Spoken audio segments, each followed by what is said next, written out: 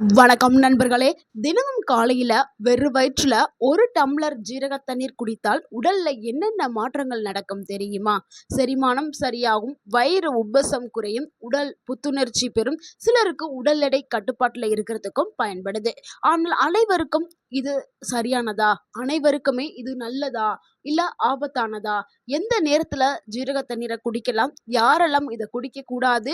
யாரெல்லாம் இதை எடுக்கும்போது ரொம்ப கவனமா எடுக்கணும்? ஸோ ஜீர தண்ணி குடிக்கிறதுக்கான சரியான முறை என்ன? ஒரு நாளைக்கு எடுக்க வேண்டிய அளவு என்ன? எல்லாத்தையும் தான் இந்த வீடியோவில் நம்ம பார்க்க போகிறோம். ஸோ வீடியோவை ஸ்கிப் பண்ணாம கடைசி வரைக்கும் பாருங்க.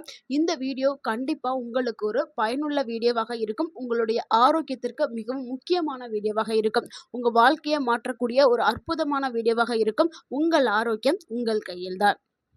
ஜீரகம்ங்கிறது இந்திய சமையல்ல அதிகமா பயன்படுத்தக்கூடிய ஒரு மசாலா பொருள்.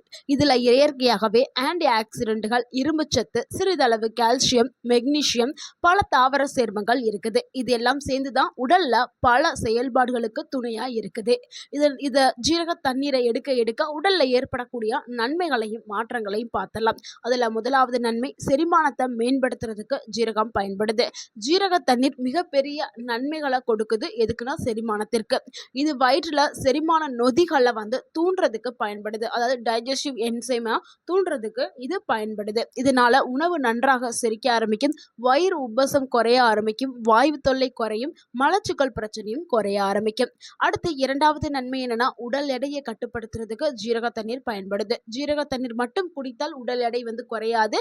அது கூடவே ஆரோக்கியமான உணவு மற்றும் நடைப்பயிற்சி சேர்த்து எடுத்துக்கிட்டீங்கன்னா நல்ல ஒரு ரிசல்ட்டை நீங்க அனுபவிக்கலாம். பசியை கட்டுப்படுத்துறதுக்கு ஜீரக தண்ணீர் பயன்படுது. அதிக கலோரிகள் நிறைந்த உணவுகள் சாப்பிட்றத குறைக்கிறதுக்கு ஜீரக தண்ணீர் பயன்படுது. முக்கியமாக உடல்ல மெட்டபாலிசத்தை அதிகப்படுத்துறதுக்கு ஜீரக தண்ணீர் பயன்படுது. ஜீரக தண்ணீரை எடுக்க எடுக்க உடல்ல மெட்டபாலிசம் அதிகமாகி நம்ம உடம்புல இருக்கக்கூடிய கெட்ட கொழுப்புகள் எல்லாமே கரைஞ்சு உடல் எடையை குறைக்கிறதுக்கு பயன்படுது. அடுத்த மூன்றாவது நன்மை என்னன்னா, நோய் எதிர்ப்பு சக்தியை அதிகப்படுத்துறதுக்கு ஜீரக தண்ணீர் பயன்படுது. ஜீரகத்தில் இருக்கக்கூடிய ஆன்டி ஆக்சிடென்ட்கள் உடல்ல ஏற்படக்கூடிய ஆக்சிடேட்டிவ் ஸ்ட்ரெஸ்ஸை குறைக்கிறதுக்கு பயன்படுது. இதன் மூலம் செல்கள் பாதுகாக்கப்படுது. உடலுடைய இயல்பான நோய் எதிர்ப்பு சக்தியை அதிகப்படுத்துறதுக்கு பயன்படுது. அதாவது நோய் எதிர்ப்பு மண்டலத்தை பலப்படுத்துறதுக்கு பயன்படுது. இதனால வெளியிலேருந்து வரக்கூடிய பாக்டீரியா, வைரஸ் போன்ற தொற்றுகளை எதிர்த்து போராடும் தன்மை உடலுக்கு கிடைக்க ஆரம்பிக்கும். அடுத்து நான்காவது நன்மை, இரும்பு சத்து கிடைக்கிறதுக்கு ஜீரக தண்ணீர் பயன்படுது. ஜீரகத்துல இயற்கையாகவே இரும்பு சத்து இருக்குது. இது உடலுக்கு தேவையான இரும்பு சத்தை வழங்குறதுக்கு பயன்படுது. அதனால ரத்த சோகைன்னு சொல்லக்கூடிய அனிமியா வரதை தடுக்கிறதுக்கு ஜீரக தண்ணீர் பயன்படுது. ஸோ ஜீரக தண்ணீர் கூட சேர்த்து நீங்க இரும்பு சத்து அதிகமாக இருக்கக்கூடிய உணவுகளை எடுக்கும்போது இரும்பு சத்து குறைபாடு வரவே செய்யாது. அது இரும்பு சத்து அதிகமாக இருக்கக்கூடிய உணவு என்னன்னா, அதிக அளவில் கிடைக்கக்கூடிய முருங்கைக்கீரை ஈஸியாக கிடைக்கும். அதில் அதிக அளவில் இரும்பு சத்து இருக்குது. ஸோ அது, மாதுளம்பழம், இது எல்லாமே இரும்பு சத்து அதிகம் கொண்ட உணவு. இதுகளை எடுக்கும்போது உங்கள் உடலுக்கு அனிமியா சொல்லக்கூடிய அந்த ரத்த சோகை வரவே செய்யாது.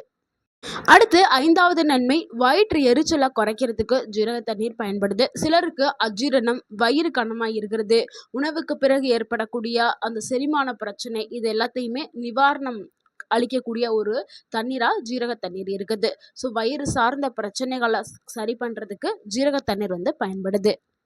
அடுத்து ஆறாவது நன்மை, உடல்ல நீர்ச்சத்துடன் வைக்கிறதுக்கு ஜீரக தண்ணீர் பயன்படுது.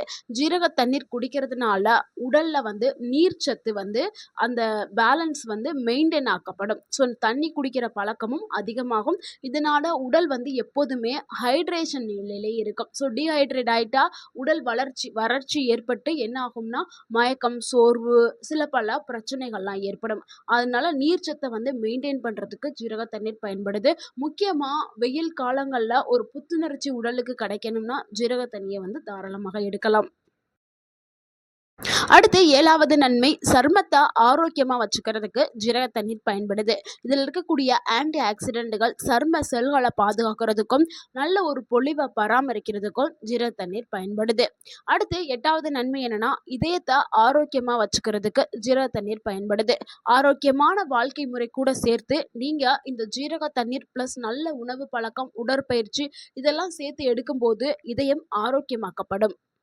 அடுத்து 9வது நன்மை என்னன்னா, ரத்த சர்க்கரை அளவ கட்டுப்பாட்டுல வைக்கிறதுக்கு ஜீரகம் வந்து பயன்படுது. சில ஆய்வுகள் என்ன சொல்லுதுன்னா, ஜீரகம் ரத்த சர்க்கரைய வந்து கட்டுப்பாட்டுல வைக்கிறதுக்கும், ஆ இத வந்து இன்சுலின் லெவல மேம்படுத்துறதுக்கும் பயன்படுறதாக சொல்லப்படுது. ஸோ, இதனால ரத்த சர்க்கரை நோயாளிகள் வந்து மருந்த நிப்பாட்டாம, நீங்க ஒரு புறம் வந்து ஜீரக தண்ணீர ரொம்பவுமே அளவா வந்து எடுத்துக்கிறணும். அதிகமா எடுக்கக்கூடாது. அளவா வந்து எடுத்துக்கிறணும். அடுத்து 10வது நன்மை என்னன்னா, உடல் சோர்வ குறைக்கிறதுக்கு ஜீரக தண்ணீர் பயன்படுது. காலை நேரத்துல நெறைய பேருக்கு எந்திரிக்கும் போதே உடல் சோர்வு இருக்கும். ஸோ எந்திரிக்கவே முடியாது. அந்த அளவுக்கு உடல்ல வந்து டயர்டு, பலவீனம் இது எல்லாமே இருக்கும். ஸோ அத சரி பண்றதுக்கு ஜீரக தண்ணீர் வந்து பயன்படுது. காலை நேரத்துல நீங்க ஜீரக தண்ணீர குடிச்சீங்கன்னா, உங்க உடல் வந்து நல்லாவே புத்துணர்ச்சியாகும். ஒரு சுறுசுறுப்பு உங்க உடலுக்கு கிடைக்கும். அந்த நாள் முழுக்க ரொம்ப ஆக்டிவா இயங்க ஆரம்பிப்பீங்க. ஸோ உங்க உடல் சோர்வ போக்குறதுக்கு ஜீரக தண்ணீர் பயன்படுது. இவ்வளவு நன்மைகள கொண்ட இந்த ஜீரக தண்ணீர எப்படி சரியான முறையில நம்ம எடுத்துக்கிறணும் அப்படிங்கிறத பார்த்தரலாம். அதுக்கப்புறம் இது யாருக்கெல்லாம் ஆபத்த குடுக்குது அப்படிங்கிறதையும் நம்ம பார்த்தரலாம். முதலாவது ஜீரக தண்ணீர எப்படி தயாரிக்கிறது அப்படிங்கிறத பார்த்தரலாம். 1 டம்ளர் தண்ணீல 1 டேபிள் ஸ்பூன் ஜீரகத்த மட்டும் எடுத்து, நீங்க இரவு முழுக்க அத ஊற வச்சு, காலையில லேசாவே கொதிக்க வச்சு வடிகட்டி குடிங்க. ஏன்னா நெறைய பேர் என்ன பண்ணிடுறாங்கன்னா, இரவு முழுக்க ஊற வைக்கும்போது ரொம்ப நேரம் ஊற வச்சுர்றாங்க. அப்ப அது ஸ்மெல்லு வந்துரும். சிலர் வந்து அத தெரியாம குடிச்சுறாங்க. அதனால சில ஆபத்துகள் ஏற்படுது. ஸோ இத நீங்க கவனிச்சு எடுத்துக்கிறங்க. இல்லைன்னா வந்து இன்னொரு மெத்தட் நான் சொல்றேன். நீங்க காலையில இன்ஸ்டன்ட்டா குடிக்கக்கூடியது தாங்க. நீங்க காலையில 1 டம்ளர் தண்ணிய ஊத்தி, அதுல 1 டேபிள் ஸ்பூன் ஜீரகத்த போட்டு ஒரு 5 நிமிஷம் நீங்க கொதிக்க வச்சுட்டு, அதுக்கப்புறம் நீங்க வெதுவெதுப்பான நிலையில குடிக்கலாம். ஸோ இந்த மெத்தட நீங்க ட்ரை பண்ணலாம். ஸோ இப்படி தான் நீங்க ஜீரகத்த பயன்படுத்தணும்.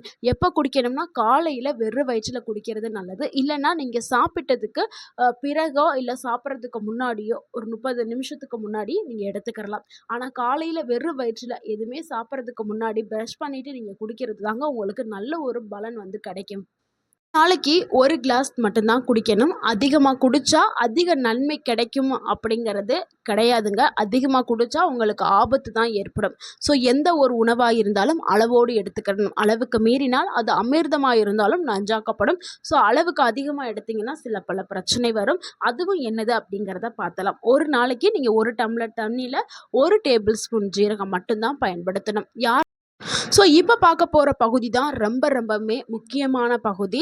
ஜீரக தண்ணீருடைய பக்க விளைவுகள பார்க்கலாம். அது யாருக்கெல்லாம் ஆபத்தை ஏற்படுத்தும் அப்படிங்கிறத பார்த்துரலாம். ரத்த சர்க்கரை குறைவா இருக்கிறவங்க, அவங்க ஜீரக தண்ணீரை எடுத்தாங்கன்னா, மிகவுமே ரத்த சர்க்கரை அளவு அதிகமா குறையறதுக்கு வாய்ப்பு இருக்குது. ஸோ அதனால இவங்களுக்கு சில பல பிரச்சனைகள் வரும். என்னன்னா உடல் சோர்வு, உடல் நடுக்கம் இந்த மாதிரியான பிரச்சனைகள் வந்து ஆபத்துல போய் முடிய ஆரம்பிக்கும். ஸோ அதனால ரத்த சர்க்கரை அளவு மிகவும் குறைவானவர்கள் ஜீரக தண்ணீரை எடுக்கக்கூடாது.